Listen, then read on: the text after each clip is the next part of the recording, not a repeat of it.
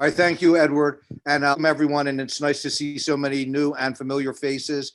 Again, my name is Geoffrey Winikur, and I happen to be John Taylor Baranik's colleague at Carver, HSES. So I was so excited when I saw this offering for listening to the music of contemporary Africa, because I happen to be an enthusiast of contemporary and African music. And so I thought this was like going to be an exciting opportunity, but little did I know that I would know exactly how much I did not know.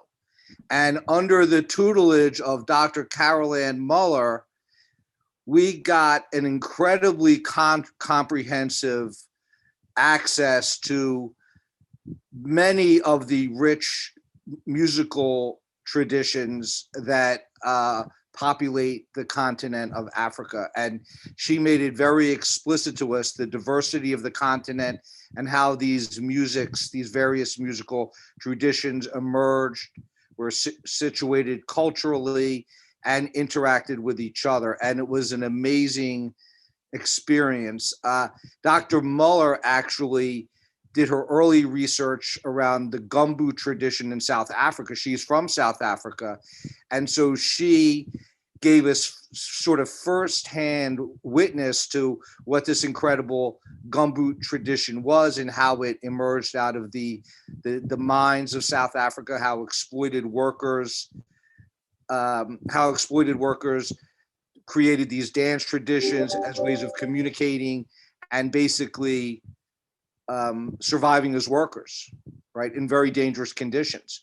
And we continued our journey throughout the continent, and she made the class really accessible by giving us lots of options and allowing us to choose what we wanted to study for the home assignments.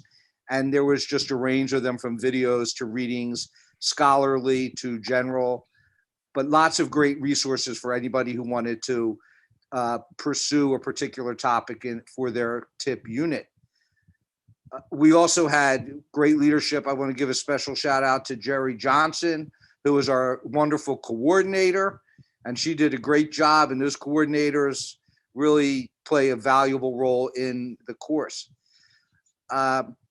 This was my second tip experience, and I was so happy when I saw that about 4 or 5 of my previous tip colleagues were in the same class, because I think it really helped facilitate a degree of collegiality based on us knowing each other, having dialogue with each other. And the class as a whole was just a really rich collegial experience. We had our chat burning, like we never stopped in the chat. And it was both informative and supportive and celebratory. And I think we made the most out of the virtual experience by really staying engaged and dialoguing with each other while class was going on as well. But we were always on point. I think my favorite part of the class was that Dr. Muller had us each person do a playlist based on a region of one African musical tradition.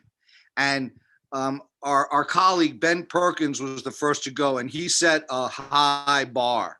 And I think Ben, like he said, he really let us know that we better step up, because he stepped up magnificently. And I think we all did step up. And I have to say that these presentations were about roughly anywhere from 40 minutes to an hour. And each participant could choose a genre. And since these genres were so wide and comprehensive, you kind of had to go to something that you found of particular interest. And people did incredible amounts of research. They found videos, they found songs, they found historical context and background. And I think we really learned with and from each other. And I think that for those of us that are familiar with the Philadelphia Writing Project, I see Miriam and Diane Waff out there, hello. One of the mantras of PhilWhip is that the best teachers of teachers are other teachers. And I think that Dr. Muller really created a space for that to happen in our seminar. So it was, and I want to thank Tip because it was a really, I think it was a very imaginative choice to have a seminar with this content.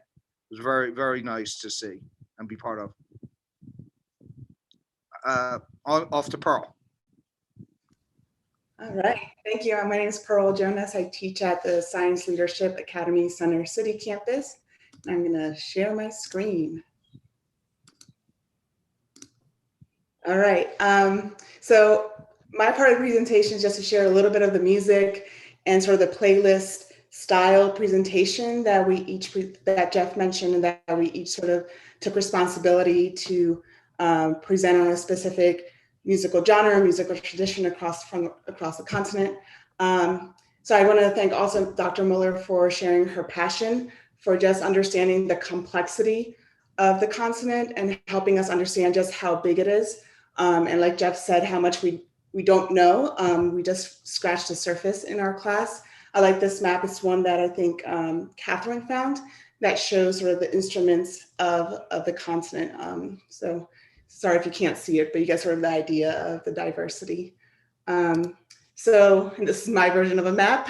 Excuse the writing, hopefully you can understand, but I just wanted to show all the places that we explored through the playlist and what everyone presented on, the region and sort of the subtopic for that region. So as you can see, we were all over the continent. So I'm gonna share 3 songs that 3 of my classmates shared some of their favorite songs from their playlist, and they happen to be all from sort of West Africa and Central Africa.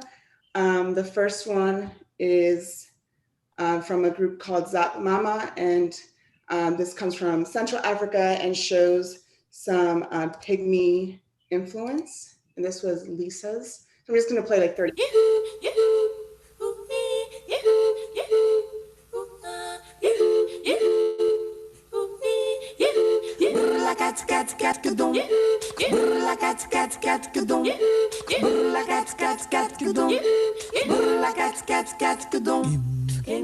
J'examine et je fulmine. Moi la carabine, ça me dit. Mais vous, je vous ai là, ma poitrine, je m'incline. Je vous fais signe, je vous dis. Okay, sorry for that abrupt end. This is sort of how our playlist went. Would play 30 seconds to a couple minutes of a song to get a sense of what we should be listening for and an understanding of the genre. The next one takes us to West Africa, and the topic was West African griots. And this was Rebecca's pick. So I'll play 30 seconds of this one as well.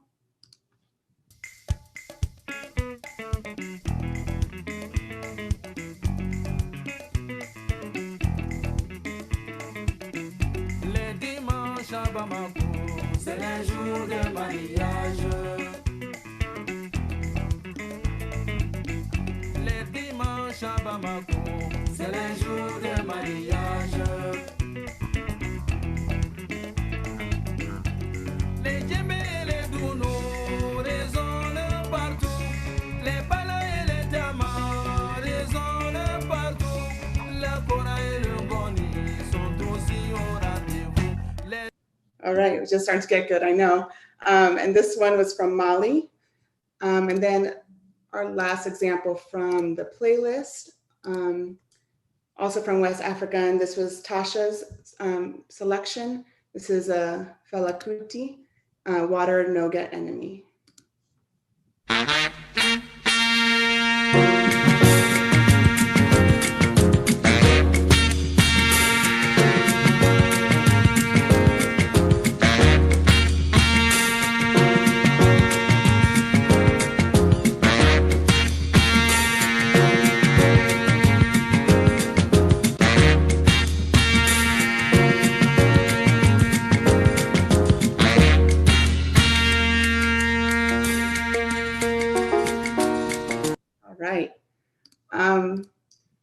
And so I just wanted to share a little bit of my own playlist. I was the last playlist presentation in our seminar, and I explored the music of the African diaspora.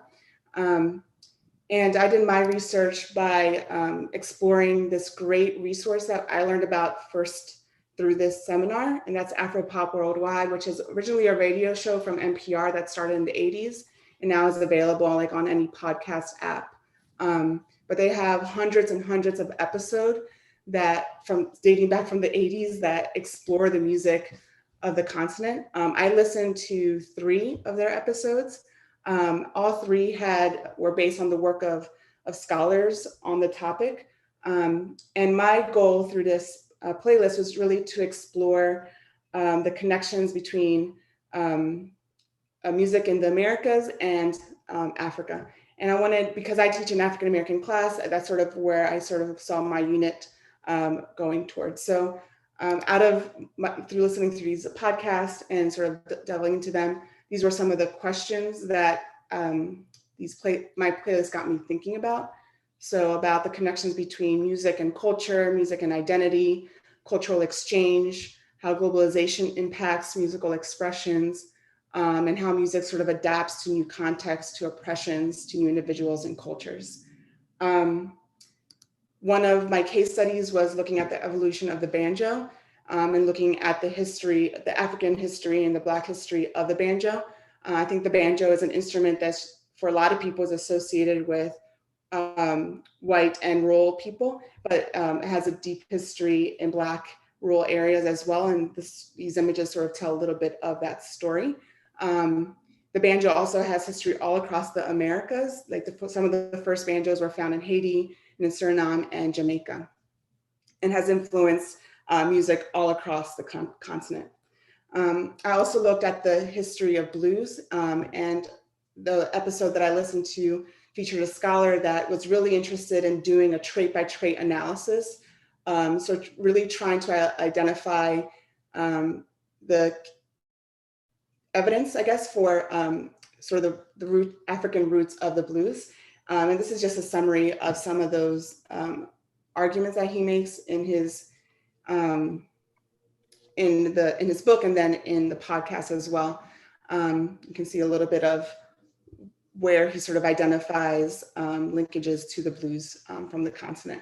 And I'll just play do I have time to play a minute? And this is the last thing for my playlist. Oh, there was another thing I forgot to play. But I thought this was an interesting part of this podcast, that it shows that not some traditions